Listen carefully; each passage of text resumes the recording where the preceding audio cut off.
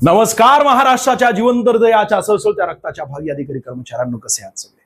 आपण आपल्या या युट्यूब चॅनलवर एक जबरदस्त सिरीज चालू केलेली आहे, ज्यामध्ये एमपीएससी पासून ते पोलीस भरतीपर्यंतचे सगळे प्रश्न जे वारंवार रिपीट होत आहेत ना, तेच प्रश्न मी या ठिकाणी घेऊन येतोय, गणित व बुद्धिमत्तेचे, आणि त्याला बघताक्षणी कशा प्रकारे सोडवायचं ती शॉर्ट ट्रिक या व्हिडिओमध्ये तुम्हाला बघायला मिळते. यापूर्वी आपण भाग 1 अपलोड केला होता, आजचा भाग 2 आहे. पहिला प्रश्न तुमच्या स्क्रीनवर दिसतोय, एका वस्तूची खरेदी किंमत आणि विक्री किंमत यांचे गुणोत्तर 5/6 आहे, तर शेकडा नफा किती आहे? आणि त्यासाठी तुम्ही एवढा मोठा कुटाणा करत असता. शेवटी तुला 20 आणायचे सोने. प्रश्नपत्रिका ज्यांनी बनवलेली आहे ना, त्याला घेणं नाहीये की तू कशा प्रकारे उत्तरापर्यंत पोहोचतोय, त्याला फक्त घेणं आहे उत्तराशी. तू कुठं नेमका काळा करतोय ना, त्याला तेवढंच घेणं आहे प्रश्नपत्रिका बनवणाऱ्याला, बास. आणि तशाच प्रकारे बघा ना, या ठिकाणी एखादी वस्तू समजा 5 रुपयाची असेल तर 6 रुपयाला विकली गेलेली आहे, असं या ठिकाणी गुणोत्तर सांगतंय आपल्याला. म्हणजेच काय झालं सोन्या, छेदस्थानी जर तू 5 ठेवले आणि त्याच्यावर फायदा कितीचा झालेला आहे, 5 रुपयाची वस्तू 6 रुपयाला विकली गेलेली, याचा अर्थ 1 रुपया नफा झालेला आहे, अंशस्थानी लिहून टाक. आणि नेमकं किती टक्के फायदा झालेला आहे हे काढण्यासाठी गुणिले 100 करायचे असतात. तुला जो उत्तर मिळतंय 5 1 5, या ठिकाणी 2 ने पूर्ण भाग जातोय, हे 0 जसेच्या तसे लिहून टाकले, उत्तर आलं 20%. म्हणजेच फायदा किती झालेला आहे, 20%. पर्याय क्रमांक 2 या प्रश्नाचं योग्य उत्तर आहे. तू अशा प्रकारे सोडव किंवा अशा प्रकारे सोडव, तुझ्यावर येते. जर तुला कळालं नसेल कशा प्रकारे सोडवलेला आहे, तर तशाच प्रकारे पुढचं गणित मी स्वतः बनवलेलं नाहीये, हे तुझ्या परीक्षेमध्ये आलेले. हा प्रश्न बघा ना, तलाठी 2023 ला आलेला आहे, पोलीस भरती 2019 ला आलेला आहे, वनरक्षक 2023 ला सुद्धा हाच प्रश्न आलेला आहे. आणि विशेष म्हणजे हा प्रश्न आकडे न बदलता 4 पेक्षा अधिक वेळा विचारला गेलेला आहे. जोक नाहीये सोन्या, प्रश्न रिपीट होत असतात गणिताचे ना, अशा प्रकारे होत असतात, आणि आकडे बदलून सुद्धा विचारले जात असतात वेगळ्या परीक्षांमध्ये. पोलीस भरती 2021 ला हा प्रश्न विचारला गेला होता, आणि अशाच प्रकारचा हा प्रश्न ऍक्च्युली बघितलं तर एका माणसाने 500 रुपयाची सायकल 600 रुपयांना विकली. म्हणजेच 500 रुपयाची जी सायकल होती ना, त्याच्यावर त्याने 100 रुपये नफा मिळवलेला आहे. बघ ना, 500 रुपयाची सायकल 600 रुपयाला विकलेली. बस तुला टक्केवारी काढायची, गुणिले 100 करून टाक, तुला लगेच तुझं उत्तर मिळतं. हे 2 शून्य कट केले तर हे सुद्धा 2 शून्य कट होत आहेत. अंशस्थानी 1 आहे, छेदस्थानी 5 आहे. 5 ने याला पूर्ण भाग जातोय, इथे येणार 2, हे 0 वर गेले, टक्केवारीमध्ये 20%. तुझ्याच परीक्षेमध्ये आलेला प्रश्न, याचंही उत्तर पर्याय क्रमांक 2 20% आहे. तशाच प्रकारे पुढचा प्रश्न मात्र मी बनवलेला आहे. प्रत्येक प्रश्नासोबत सरावासाठी मी 2 प्रश्न बनवलेले आहेत. जर 2 पैकी एखादा प्रश्न आला असेल ना तुझ्या परीक्षेमध्ये, तो सुद्धा मी समाविष्ट केलेला आहे. आणि या सिरीजमध्ये जास्तीत जास्त प्रश्न जे रिपीट झालेले आहेत ना, तेच प्रश्न मी या ठिकाणी आणलेले आहेत. तुला जर सोपे वाटत असतील ना, तर सुरुवातीला 3 ते 4 व्हिडिओज मध्ये माझे सोपे प्रश्न असतात, जे की बेसिकचे विद्यार्थी असतात ना, सरळ सेवा भरतीचे, त्यांच्यासाठी असतात. मग नंतर हळूहळू स्टेप बाय स्टेप आपण वेगळी स्टेप, पुढची स्टेप वापरत असतो, म्हणजे हार्डनेस थोडीशी वाढवत असतो. पण त्यांना सुद्धा जेवढा अवघड प्रश्न असतो तेवढंच सोपं असतं ते सोडवायचं. हा प्रश्न बघा ना, एका माणसाने 800 रुपयाची वस्तू म्हणजे सायकल घेतली आणि 1000 रुपयाला विकली. म्हणजे 800 रुपयाची जी सायकल आहे त्याच्यावर त्याने नफा कमवलेला आहे 200 रुपयाचा. 1000 रुपयाला विकली ना, 200 रुपये नफा कमवलेला आहे. बस तुला टक्केवारी काढायची, गुणिले 100 करून टाक, लगेच तुला टक्केवारी मिळत असते. हे 2 शून्य कट, हे 2 शून्य कट, बे एक बे, आणि या ठिकाणी किती येणार, 4 येणार. 4 ने 100 ला पूर्ण भाग जातोय, 25 चौक 100, याचा अर्थ 4 1 4, या ठिकाणी 25 येणार. टक्केवारी मिळाली किती, तर 25%. या व्यवहारामध्ये त्याला 25% नफा झालेला आहे. पुढचं वेगळ्या प्रकारचं गणित आहे बघा. अ ब क यांच्या आजच्या वयाची बेरीज 72 वर्ष आहे. 8 वर्षांपूर्वी त्यांच्या वयाचे गुणोत्तर 4 3 5 होते, तर ब चे आजचे वय किती आहे? याला म्हणतात आम जिंदगी. एवढा मोठा कुटाणा केल्यानंतर तुला उत्तरापर्यंत पोहोचायचं, 20 उत्तर आणायचं आहे. ही आहे आम जिंदगी. गणिताला जर तू लक्षपूर्वक बघितलं तर याची सुद्धा आपल्याला गरज नाहीये. 72 वर्ष बेरीज वगैरे त्याचं घेणंच नाहीये आपल्याला. आपल्याला फक्त घेणं काय आहे, तर 8 वर्षांपूर्वी त्यांचं गुणोत्तर किती होतं, 4 3 5. या ठिकाणी दिसते ना, अ ब क यांचं गुणोत्तर 4 3 5 आहे. याचा अर्थ 8 वर्षांपूर्वी अचं जे काही वय असेल, या ठिकाणी दिसतं ना, अचं जे काही वय असेल ते 4च्या पटीमध्ये असेल. म्हणजेच त्याला 4 ने पूर्ण भाग जाईल. तुझं गणित बोलतोय सोन्या, अरे हे रेशो दिलेला आहे ना, ते पटीमध्ये असतो. बचं जे काही वय असेल ना, त्याला 3 ने पूर्ण भाग जाईल, कारण ते 3च्या पटीमध्ये असेल 8 वर्षांपूर्वी. आणि कचं जे काही वय असेल ना 8 वर्षांपूर्वी, त्याला 5 ने पूर्ण भाग जाईल, कारण ते 5च्या पटीमध्ये असेल. असं गुणोत्तर तुझं बोलतोय, तुझा प्रश्नच बोलतोय. आणि हा प्रश्न एमपीएससी संयुक्त गट क 2018 मध्ये आला होता. तलाठी नाशिक भरती 2025 ला, 2015 ला आला होता. 3 पेक्षा अधिक वेळा आकडे न बदलता जसाच्या तसा विचारला गेलेला आहे. याचा अर्थ सोन्या, तुला आकडे बदलून हमखास प्रश्न विचारला जाईल की नाही. पॅटर्न बदलत नाही, भले टीसीएस असो आयबीपीएस असो. पुन्हा नीट समजून घे. अचं 8 वर्षांपूर्वी जे काही वय असेल ना, तर त्याला 4ने पूर्ण भाग जाईल, कारण ते 4च्या पटीमध्ये वय आहे. ब च 8 वर्षांपूर्वी जे काय वय असेल त्याला 3ने पूर्ण भाग जाईल, कारण 8 वर्षांपूर्वी ब च वय हे 3च्या पटीमध्ये आहे. आणि क च 8 वर्षांपूर्वी जे काय वय असेल ते 5च्या पटीमध्ये असल्यामुळे त्याला 5ने पूर्ण भाग जाईल. आपल्याला विचारलं गेलेलं आहे ब च वय, याचा अर्थ 3च्या पटीमध्ये परंतु 8 वर्षांपूर्वी आहे. तुला फक्त आणि फक्त या ठिकाणी काय दिले गेलेले, आजचे वय दिले गेलेले, याच्यामधून तुला 8 वजा करायचे. तर त्याला जर 3ने भाग जात असेल, कारण 3च्या पटीमध्ये 8 वर्षांपूर्वी ब च वय आहे, बस तुला तेवढंच काढायचं. 20 वजा 8 कर, येतात 12.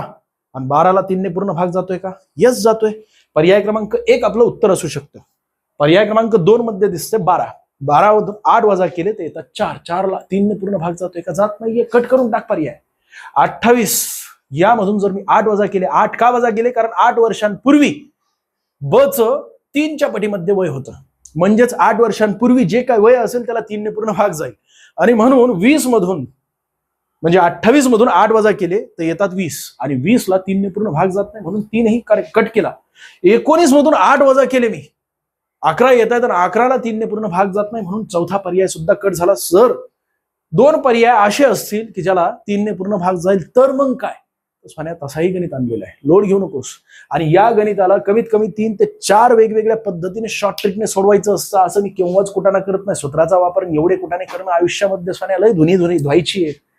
या सगळ्या गोष्टींसाठी जर तू तुझा वेळ घालवणार असशील महत्वाचा, तर उपयोग नाहीये काही. भक्ताशनी म्हणलं तर भक्ताशनी असतं. पर्याय क्रमांक 1 या प्रश्नाचं योग्य उत्तर आहे. दुसरं उदाहरण बघ, तशाच प्रकारचे अ ब क यांच्या आजच्या वयाची बेरीज 60 वर्ष आहे. 5 वर्षांपूर्वी त्यांच्या वयाचे गुणोत्तर 3:4:2 होते. तर क चे आजचे वय किती आहे? नीट समजून घे सोन्या, हे 60 घेणंच नाहीये आपल्याला. पर्याय कट करायचे आणि सरळ सरळ भरती असू द्या किंवा गट ब गट क च्या कोणत्याही परीक्षा असू द्या, आपल्या महाराष्ट्राच्या नाही अख्ख्या भारताच्या 4 पर्याय दिलेले असतात, त्यांचा वापर करायचा असतो. गणितीय क्रिया करून डायरेक्टली रामबाण मारायचा नसतो, मोठं कुटाणा करायची गरज नसते. 60 वर्षांपूर्वी दिले, सॉरी किती वर्षांपूर्वी दिलेले? 5 वर्षांपूर्वी अ ब क यांच्या वयाचं गुणोत्तर दिलं गेलेलं आहे. म्हणजेच काय झालं सोन्या, 5 वर्षांपूर्वी अ चं जे काय वय असेल त्याला 3ने पूर्ण भाग जाईल, कारण अ 3च्या पटीमध्ये त्याचं वय असेल 5 वर्षांपूर्वी. त्याचप्रमाणे 5 वर्षांपूर्वी 4च्या पटीमध्ये ब चं वय असेल, म्हणजेच त्याला 4ने पूर्ण भाग जाईल. आणि क चं वय जे काय असेल 5 वर्षांपूर्वी ते 2च्या पटीमध्ये असेल, म्हणून त्याला 2ने पूर्ण भाग जाईल. आपल्याला क चं वय विचारलं गेलेलं आहे. याचा अर्थ काय? तर पर्यायामधून तुला 5 वजा करायचे आणि त्याला 5ने पूर्ण भाग जातोय का, सॉरी 2ने पूर्ण भाग जातोय का, एवढंच बघायचंय तुला बस. कारण 2च्या पटीमध्ये वय असणार आहे ना 5 वर्षांपूर्वी त्याचं. आणि म्हणून या ठिकाणी मी 5 वजा केले तर येतात 10. या ठिकाणावरून 5 वजा केले तर येतात 15. या ठिकाणी 5 वजा केले तर येतात 5. आणि या ठिकाणावरून 5 मी वजा केले तर येतात 7. तू सांग सोन्या, 2ने पूर्ण भाग जाणारी संख्या कोणती आहे, किंवा 2 तुकडे होणारी संख्या कोणती आहे समान? तर पर्याय क्रमांक 1. 10ला 2ने पूर्ण भाग जातोय, आणि म्हणून पर्याय क्रमांक 1 या प्रश्नाचं योग्य उत्तर आहे. पण सर 2ने भाग जाणाऱ्या जर 2 संख्या असत्या तर काय? अ ब क यांच्या आजच्या वयाची बेरीज 78 वर्ष आहे. 6 वर्षांपूर्वी त्यांच्या वयाचे गुणोत्तर 3:4:5 होते. एकदा बघू द्या फक्त रेकॉर्डिंग होते का. अ ब क यांच्या आजच्या वयाची बेरीज 78 वर्ष आहे. 6 वर्षांपूर्वी त्यांच्या वयाचे गुणोत्तर 3:4:5 होते. तर ब चे आजचे वय किती आहे असा आपल्याला प्रश्न विचारला गेलेला आहे. लक्ष देऊन बघा बरं का. 3:4:5 म्हणजेच काय, हे तीनही संख्या नैसर्गिक संख्या आहेत आणि क्रमागत नैसर्गिक संख्या आहेत. क्रमागत नैसर्गिक संख्यांच्या मधली संख्या ही जेवढ्या संख्या दिलेल्या आहेत त्यांचा सरासरी असतो. इथपर्यंत तुमच्या लक्षात आलं असेल. हे अ आहे, हे ब आहे आणि हे क आहे. आणि हे केव्हाचं? तर 6 वर्षांपूर्वीचं त्यांचं गुणोत्तर दिलेलं आहे. याचाच अर्थ असा झाला की 6 वर्षांपूर्वी त्यांच्या वयाची जी काय सरासरी होती ना, ते ब चं वय आहे. कारण या ठिकाणी ब म्हणजे 4 दिसतोय तुम्हाला आणि 6 वर्षांपूर्वीचं त्यांचं गुणोत्तर दिसतंय तुम्हाला. याचाच अर्थ असा झाला सोन्या की 3 नैसर्गिक संख्या दिलेल्या आहेत, त्यांच्या मधली संख्या ही 4 आहे आणि हे तीनही संख्यांची सरासरी आहे. 4 हीच या तीनही संख्यांची सरासरी. सरासरी म्हणजे तीनही जेवढ्या संख्या दिलेल्या आहेत त्या सर्व संख्यांची बेरीज करायची आणि जेवढ्या संख्या एकूण आहेत त्याला भागाकार करायचा असतो, म्हणजे तुम्हाला सरासरी मिळत असते. तर या तीनही संख्यांची सरासरी 4 आहे 6 वर्षांपूर्वी. याचा अर्थ काय? तर 6 वर्षांपूर्वी तिघांचंही वयाची सरासरी जी होती ना, तीच ब चं वय आहे. तुला 6 वर्षांपूर्वीच सांगितलेलं, 6 वर्षानंतर सुद्धा ब चं वय जेवढं आहे की नाही तेच तिघांच्या वयाची सरासरी आहे. 10 वर्षानंतर सुद्धा, म्हणजे आज जे काय वय असेल ना तिघांचंही, 10 वर्षानंतर सुद्धा तिघांच्या वयाची सरासरी जी काय असेल तेवढंच बचं वय असेल. 50 वर्षानंतर सुद्धा तिघांच्या वयाची सरासरी जी काय असेल तेवढंच बचं वय असेल. तुला फक्त काय करायचंय, 78 या ठिकाणी दिसतंय, हे आजच्या तिघांच्या वयाची बेरीज दिसते, याला भागिले 3 केले की तुला लगेच बचं उत्तर मिळते. 78 भागिले 3 जर तुम्ही केले तर बघा ना किती येणार आहे. समजा 4 ने 8 4 त्रिक 12 नाही 7 12 7 त्रिक 18 याचा अर्थ 26 येणार. 6 पर्याय क्रमांक 3 या प्रश्नाचं योग्य उत्तर आहे. पर्याय क्रमांक 3 या प्रश्नाचं काय योग्य उत्तर आहे, कारण जे काय आज वय असणार आहे त्यांचं, जे काही वय असणार आहे बचं, एवढीच सरासरी असणार आहे तिघांची. ही तुम्हाला कळालं नसेल तर याचा एक स्क्रीनशॉट काढा किंवा याचं हे गणित डायरेक्टली कमेंटमध्ये टाईप करा आणि अशा प्रकारच्या गणितांना आपण 4 ते 5 प्रकारे सोडू शकतो. पुन्हा पुन्हा मी तेच सांगतो, पुढचं गणित अत्यंत महत्वाचे. 250 चे 40% हे 500च्या किती टक्क्यांच्या बरोबर आहेत, सांगा बरं याचं योग्य उत्तर काय असेल. पॉज करा वाटलंच तर आणि कमेंट करा. या ठिकाणी योग्य उत्तर दिसते, पण तुम्ही कोणत्या पद्धतीने याला सोडू शकता.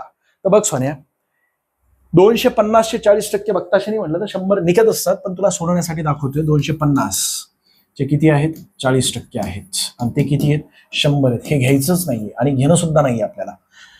मग 500 चे किती टक्के म्हणजे 100 असणार आहे, असा तुला प्रश्न विचारला गेलेला आहे. किती टक्के म्हणजे 100 असणार आहे. इथे जर बारीक बघितलं तर 250 चे दुप्पट होते 500.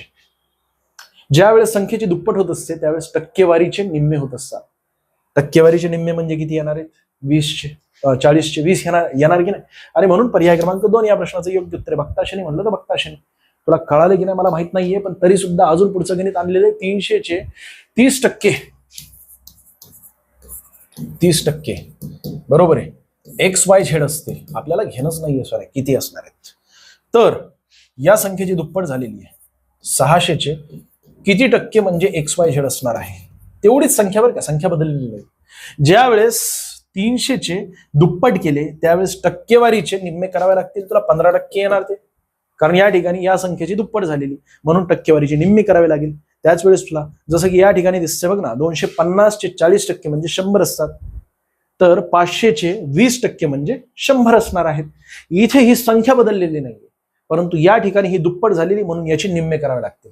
बरोबर आहे की नाही. तशाच प्रकारे मी या ठिकाणी तेच केलेलं आहे. 300 चे 30% म्हणजे XYZ, तर 600 चे 15% म्हणजे तेच XYZ असणार आहे. हा गणित तुला MPSC 2018 मध्ये विचारला गेला होता, पोलीस भरती 2019 मध्ये विचारला गेला होता आणि पुरवठा निरीक्षक 2024 मध्ये सुद्धा विचारला गेला होता. म्हणजे विचार करा तुम्ही, एवढ्या मोठ्या प्रमाणात जर रिपीट होत असेल, एकच गणित आकडे न बदलतात आपल्याला घेणं गरजेचं आहे की नाही. आणि त्यासाठी मी तुला मेंटॉस जिंदगीचे ज्यावेळेस प्रश्न घ्यायचो ना त्यावेळेस मी कंसामध्ये देत नव्हतो की कोणत्या परीक्षेमध्ये आलेले, परंतु एवढी गॅरंटी देत होतो की अशाच प्रकारचे प्रश्न तुम्हाला पडतील. अनेक विद्यार्थ्यांना त्याचा फायदा झालेला आहे, ज्यांनी ती मेंटॉस जिंदगीची पूर्ण सिरीज बघितली होती ना, एकूण 18 विषय 18 व्हिडिओ त्या ठिकाणी समाविष्ट केलेले आहेत. खऱ्या अर्थाने पूर्ण सिरीज ती 36 ते 40 व्हिडिओजची आहे, पण ते पूर्ण करायची आम्हाला आगामी काळामध्ये मी नक्की पूर्ण करणार आहे. आपल्या महाराष्ट्र अकॅडमीच्या युट्यूब चॅनलवर ती सिरीज जर बघितली नसेल तर एकूण 18 व्हिडिओची सिरीज आहे.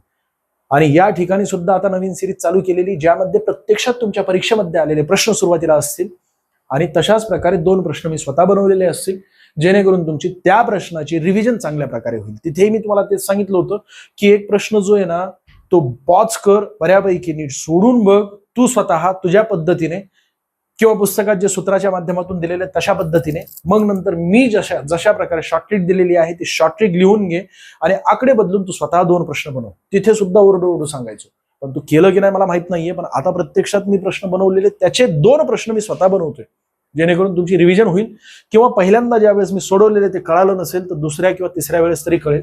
जसं की 400 दिसतंय या ठिकाणी, 400 चे 25% मला माहित नाहीयेत, तसं बघितलं तर लगेच 100 निघतंय, पण 400 चे 25% हे किती आहेत मला माहित नाहीयेत, तर ते आपण ABC मानू. बरोबर आहे की नाही. 400 चे 25% हे ABC आहेत. तर याची दुप्पट केली 800 चे किती टक्के म्हणजे तेवढीच संख्या असणार आहे ABC. ज्या वेळेस इथली संख्या बदलत नाहीये, परंतु या ठिकाणी या संख्येची दुप्पट होत असते, त्याच वेळेस टक्केवारीचे निम्मे होत असतात.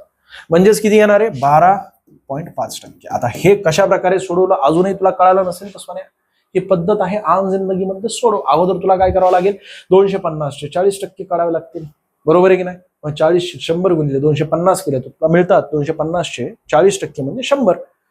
आता हे 100 जे आहेत 500 चे किती टक्के आहेत, एवढं तुला काढायचं असेल तर 100 अंशस्थानी छेदस्थानी 500 गुणिले 100 करून 20%. हे तुला सोपं वाटत असेल तर अशा प्रकारे सोडव, किंवा मग अशा प्रकारे सोडव. आणि अशाच प्रकारचे गणित येत असतात तुला. तुला असं अचानकपणे 250 चे 40% हे 400 चे किती टक्के आहेत असलं येत नाही सोन्या. तुला मोठी गणिती क्रिया करायची गरजच नसते. त्यांना माहिती असतं की तुला त्या ठिकाणी बघताशेने उडवायचंय. कारण एका तासाची कंबाईनची परीक्षा असते, त्यामध्ये 20 प्रश्न असतात गणित व बुद्धिमत्तेचे, आणि या व्यतिरिक्त अजून 80 प्रश्न असतात GS-GK चे. एका तासामध्ये तुला 100 प्रश्न सोडवायचे आहेत. आणि तिथले गणित बुद्धिमत्तेचे जर तू प्रश्न बघितले नाही, अशाच प्रकारचे असतात, ते सुटतील का बघताशनी उडवण्यासाठी तशा प्रकारे ते बनवलेले असतात. स्पर्धा परीक्षामध्ये सर्व सरसकट प्रश्न जे असतात ना, 4 पर्यायवाले, त्या प्रत्येकाला ट्रिक असते आणि त्या ट्रिकच्या माध्यमातून सोडवणं गरजेचं असतं, जेणेकरून तुम्ही एक प्रश्न बघितला की लगेच उडवायला पाहिजे. जसं की हा प्रश्न मी बघितला, 250 चे 40%, 500 च्या किती टक्के आहेत, तर इथे दुप्पट झालेली, याचा अर्थ याची निम्मी करायची, लगेच मी 20 आणले. 300 चे 30%, मग 600 चे एवढे किती होणार आहेत, तर बस टक्केवारीची निम्मी गेली 15. पर्याय क्रमांक 2 या प्रश्नाचं योग्य उत्तर आहे. तशाच प्रकारे 25 चे मी निम्मे गेले 12.5%.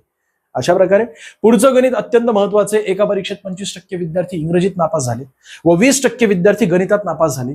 जर 10% विद्यार्थी दोन्ही विषयात नापास झाले असतील तर दोन्ही विषयात एकूण किती टक्के विद्यार्थी पास झालेले आहेत असा आपल्याला प्रश्न विचारला गेलेला आहे. आणि त्यासाठी सूत्र दिले या ठिकाणी बघ, तुझ्या पुस्तकातील सूत्र आहे. मग ए बरोबर इंग्रजीत नापास झालेले अगोदर तुला काढावे लागतील. त्यानंतर मग ब म्हणजे किंवा बी म्हणजे गणितात नापास झालेले विद्यार्थी. त्यानंतर मग दोन्ही विषयांत नापास झालेले विद्यार्थी यांना तू सूत्रामध्ये समाविष्ट करशील. गणितीय क्रिया करेल गरजेचं नाहीये सान्या. तुला अगोदर नापास झालेले विद्यार्थी काढायचे, त्यानंतर मग पास झालेले विद्यार्थी काढायचे. मग नापास झालेले विद्यार्थी बघताशनी तू काढू शकतोस. 25% विद्यार्थी इंग्रजीमध्ये नापास झालेले आहेत आणि इथे 20% विद्यार्थी गणितात नापास झालेले आहेत आणि दोन्ही विषयांमध्ये 10% विद्यार्थी नापास झालेले आहेत. तुला काय करायचंय, 25 अधिक 20 केले होतात 45 आणि 45 मधून दोन्ही विषयात नापास झालेले विद्यार्थी किती आहेत, 10 आहेत. बस मायनस कर. 45 वजा 10 जर तू केले तर होतात 35. म्हणजे 100 विद्यार्थ्यांपैकी 35% विद्यार्थी नापास झालेत, म्हणजे 35 विद्यार्थी नापास झालेले आहेत. तर उरले किती, 65 एवढे पास झालेले आहेत. आणि म्हणून पर्याय क्रमांक 3 ह्या प्रश्नाचं योग्य उत्तर आहे. एवढा मोठा कुटाणा अजिबात करायची गरज नाहीये. मुळात मी ते आकडे समाविष्ट केले असते आणि सोडून दाखवलं असतं तुला, पण हे जमणार नाही सोन्या, जागाच नाही मिळणार. तू एवढा कच्चं काम करण्याचे कागद भरत असतो त्या ठिकाणी. एका उमेदवारात 30% विद्यार्थी इंग्रजीत नापास झाले, 25% विद्यार्थी गणितात नापास झालेले आहेत, 15% विद्यार्थी दोन्ही विषयात नापास झालेले आहेत. मी तेच सांगितलं तुला, दोघांची बेरीज कर. कारण 2 विषय आहेत ना, त्यापैकी एका विषयात जेवढे विद्यार्थी नापास झालेले आहेत टक्केवारीत बरं का, आणि दुसऱ्या विषयात जेवढे विद्यार्थी नापास झालेले आहेत दोघांची बेरीज करायची. होतात किती, 30 आणि 25 55, आणि 55 मधून एकूण 15% वजा करा, कारण दोन्ही विषयात तेवढे नापास झालेले आहेत. मग 55 मधून जर तुम्ही 15% वजा केले तर येतात किती, 55 वजा 15 40. म्हणजेच काय, या प्रश्नाचं योग्य उत्तर किती असणार आहे, काहीतरी चुकलं करायचं नाही. 30 25 दोघांची बेरीज केली, या ठिकाणी 5 येणार आणि वजा 15 करावे लागतील तुला, म्हणजे या ठिकाणी 0, या ठिकाणी 4.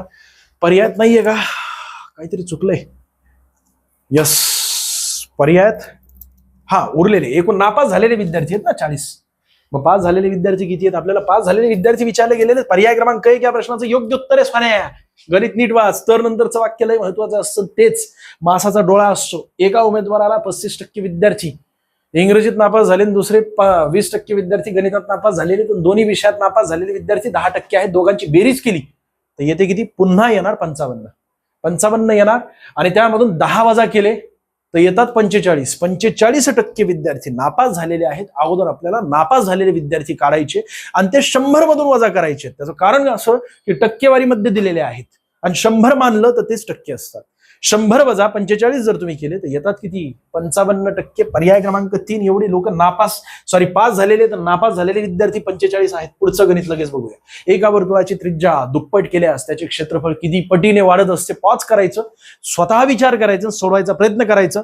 हे ठुसकं गणित आणलेलं आहे, पण हे विचारले त्यामुळे आणले सगळ्या. MPSC घटक 2017, तलाठी पुणे 2016, आणि अनेकदा अशाच प्रकारचे प्रश्न येत असतात. तर तिप्पट त्रिज्या ज्यावेळेस दुप्पट होत असते त्यावेळेस क्षेत्रफळ 4 पट होत असतं, म्हणजे याच्या अजून पट वाढत असते, म्हणजे याला गुणिले 2 करायचे असतात. बरोबर आहे की नाही. म्हणजेच पर्याय क्रमांक 2 या प्रश्नाचं योग्य उत्तर आहे. तिप्पट याला गुणिले 2 करायचे म्हणजे होतात किती, 6 पट.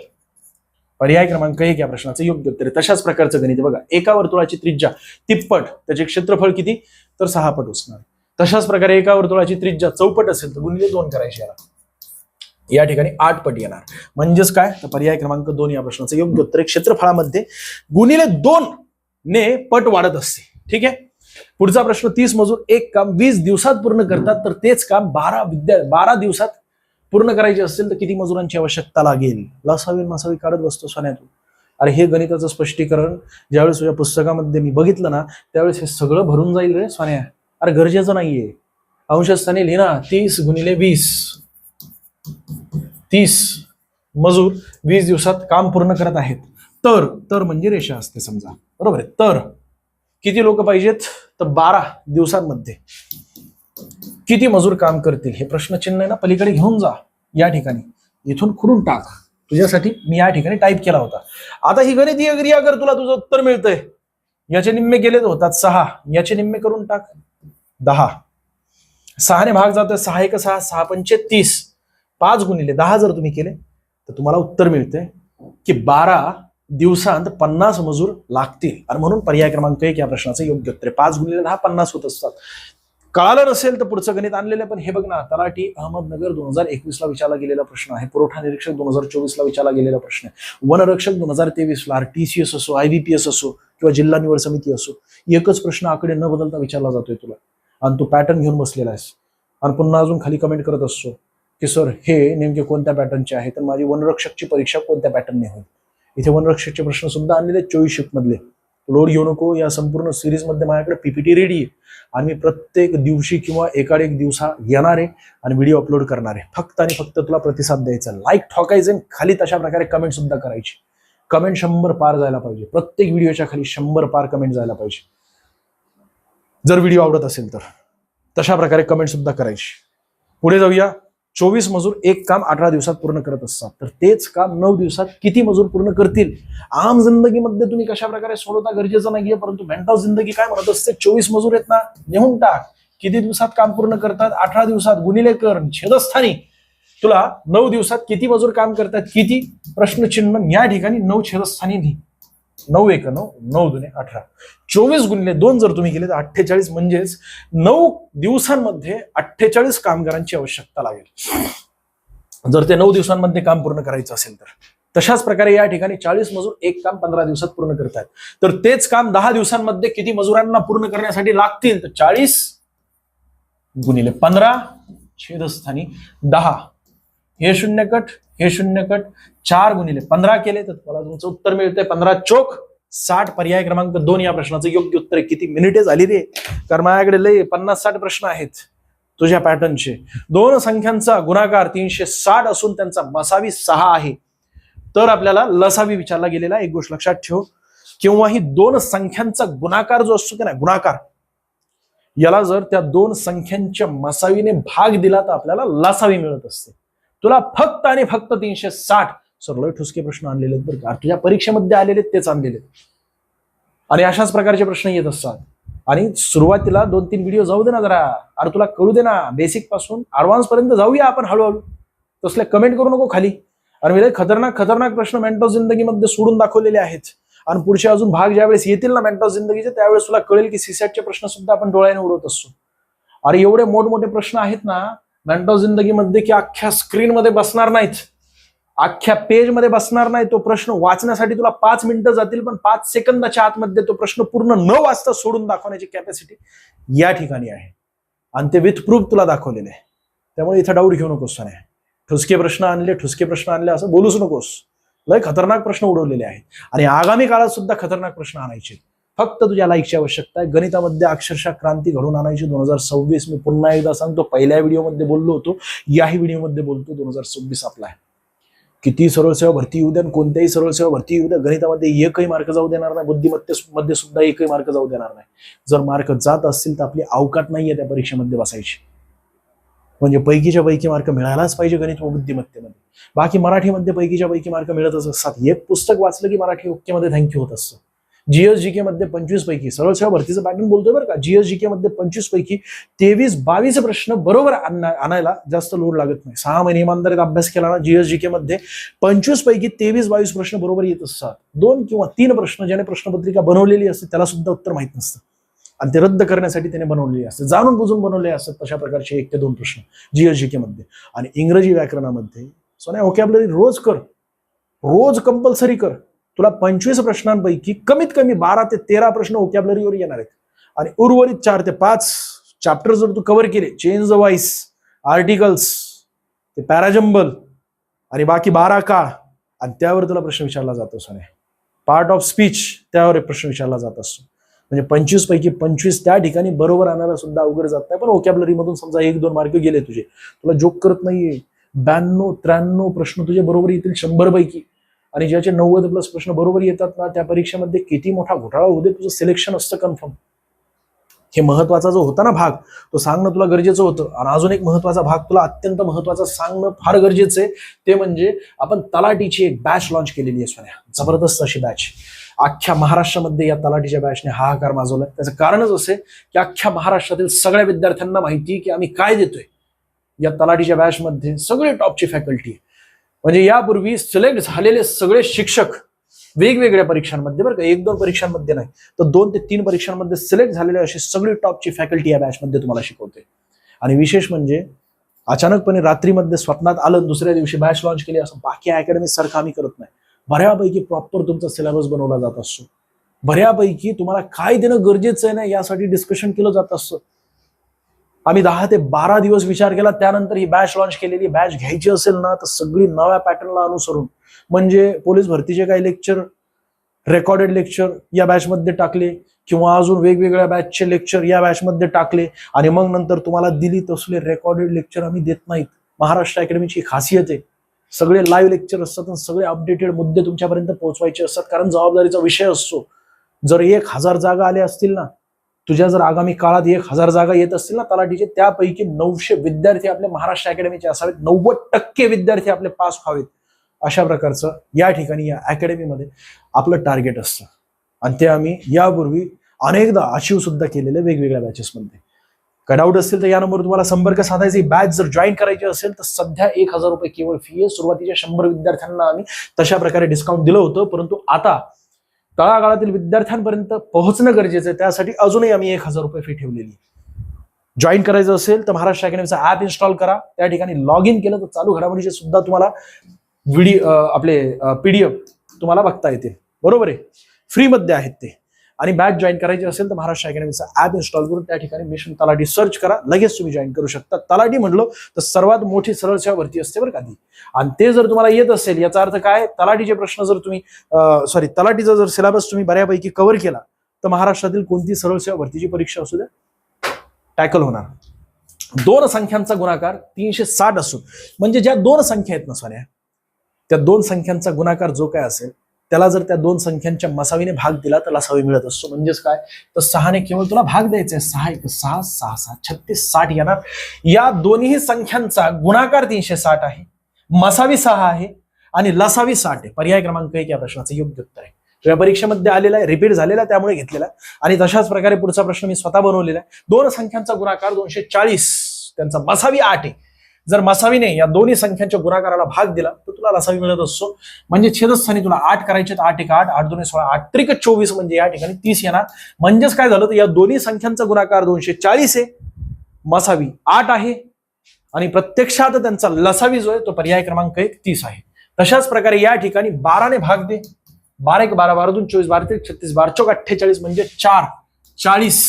याचा अर्थ काय झाला, तर दोन्ही संख्यांचा गुणाकार 480 आहे, मसावी 12 आहे, आणि त्यांचा जो लसावी आहे तो 40 आहे. पर्याय क्रमांक 1 या प्रश्नाचं योग्य उत्तर आहे. पुढचा प्रश्न आणि पुढचा पॅटर्न. राम श्यामपेक्षा 5 वर्षांनी मोठा आहे, त्यांच्या वयाची बेरीज थोडंसं स्पीडमध्ये घ्यावं लागेल सोन्या. आणि तुला कळत नसेल तर 2 प्रश्न एक्स्ट्राचे आणलेले आहेत. हा प्रश्न सुद्धा तलाठी संगमनेर 2015ला विचारला गेलेला आहे, सांगली 2015 आणि म्हाडा 2021ला सुद्धा हाच प्रश्न विचारला गेलेला आहे. म्हाडा TCS ने घेतली होती सोन्या. अरे TCS कॉपी करतोय आपल्या जिल्हा निवड समितीचं, हेच तर तुला दाखवायचंय ना मला. आणि त्यासाठी अशा प्रकारचे प्रश्न घेऊन येतोय मी. राम श्यामपेक्षा 5 वर्षांनी मोठा आहे, त्यांच्या वयाची बेरीज 35 आहे. जे काही फरक असेल ना सोन्या ते बेरजेमधून वजा कर. जर मी 5 वजा केले इथून तर येतात किती 30, आणि याचे जर मी निम्मे केले तर मला छोट्याचं वय मिळते, छोट्याचं. मग मला मोठ्याचं काढायचं असेल तर मला 35 मधून छोट्याचं वय वजा करावं लागेल. जर मला छोट्याचं काढायचं असेल तर तुला याचे निम्मे करावे लागते. याचे निम्मे केले तर पर्याय क्रमांक 2 या प्रश्नाचं योग्य उत्तर आहे, म्हणजे श्यामचे वय आपल्याला विचारले गेलेले, आणि श्यामपेक्षा राम 5 वर्षांनी मोठा आहे, म्हणजे मोठ्याचं वय नाही विचारलेलं, आपल्याला छोट्याचं वय विचारले. आणि छोट्याचं वय काढत असताना दोघांमधील वयाचा फरक जो असतो ना तो दोघांच्या वयाच्या बेरजेमधून वजा करायचा असतो, आणि जे काय उत्तर येईल त्याला निम्म करायचं असतं, लगेच तुला उत्तर मिळत असतं. जसं की या ठिकाणी दोघांच्या वयाची बेरीज किती आहे 35 आहे, यामधून मी 5 वजा केले, दोघांमधील फरक येतात किती 30, आणि 30चे मी निम्मे केले तर मला मिळतात 15, म्हणजेच मला छोट्याचं वय मिळते. जर मला मोठ्याचं वय विचारलं असतं तर मी 35 वजा 15 केले असते, म्हणजेच 20 मिळाले असते. 20 हे रामचं वय मला मिळालं असतं. मला तशाच प्रकारे अमोल सुनीलपेक्षा 6 वर्षांनी मोठा आहे, म्हणजे त्या दोघांच्या वयातील फरक 6 दिलेला आहे, आणि त्यांच्या वयातील बेरीज 34 आहे, म्हणजे 34 मधून 6 वजा करायचे, मिळतात मला 28, आणि 28चे मी निम्मे केले तर मला छोट्याचं वय मिळते. 28चे मी निम्मे केले तर मला छोट्याचं वय मिळते. 28चे निम्मे केले तर 14, आणि मला विचारलं गेलेलं सुनीलचं वय, आणि सुनीलपेक्षा अमोल मोठा आहे, मला छोट्याचं वय विचारले, म्हणजेच पर्याय क्रमांक 1 या प्रश्नाचं योग्य उत्तर आहे. तशाच प्रकारचा पुढचा प्रश्न जर कळाला नसेल मागचा, म्हणून मी जाणून बुजून 2 प्रश्न बनवलेले. राजेश संजयपेक्षा 4 वर्षांनी मोठा आहे, त्यांच्या वयाची बेरीज 28 वर्ष आहे. बस इथून 4 वजा कर साऱ्या, येतात किती 24, याचे 24चे निम्मे कर, 12 मिळतात. मला संदीपचं वय मिळालं, कारण संदीप छोटा आहे, मला छोट्याचं वय मिळालं. पर्याय क्रमांक 1. लोड घेऊ नको, स्टेप बाय स्टेप जाऊया. हार्डनेस मी वाढवणार आहे, तुझ्या परीक्षेमध्ये आलेले, फक्त तुला सिरीज कंटिन्यू बघत राहायची. पुढचा प्रश्न, एका त्रिकोणाचे 2 कोन 45 डिग्री आणि 75 डिग्री आहेत. तलाठी नाशिक 2015, पोलीस भरती 2023च्या एकूण 4 शिफ्ट मध्ये विचारला गेलेला बरं का हा प्रश्न. आकडे बदलू, आणि एका शिफ्ट मध्ये डायरेक्ट, शिफ्ट म्हणजे एका जिल्ह्यामध्ये डायरेक्टली आकडे अशाच प्रकारचे ठेवले गेलेले आहेत.